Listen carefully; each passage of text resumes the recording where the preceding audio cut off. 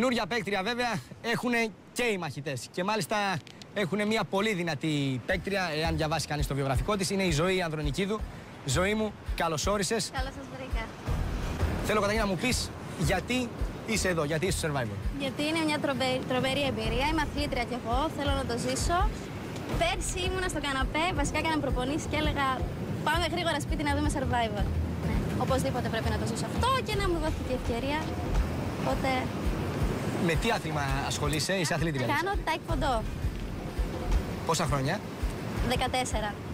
Κάνεις 14 μικρό χρόνια, παιδί, ναι. 14 χρόνια taekwondo. Ναι. Εάν κάνετε τα μαθηματικά, η Ζωή είναι 20 χρονών, 14 χρόνια taekwondo. Από τα 6 σου κάνεις taekwondo μέχρι Ναι. τώρα. Ναι. Επικίνδυνη λοιπόν παίκτρια η Ζωή, όχι απλά δυνατή. Ζωή, από πού είσαι?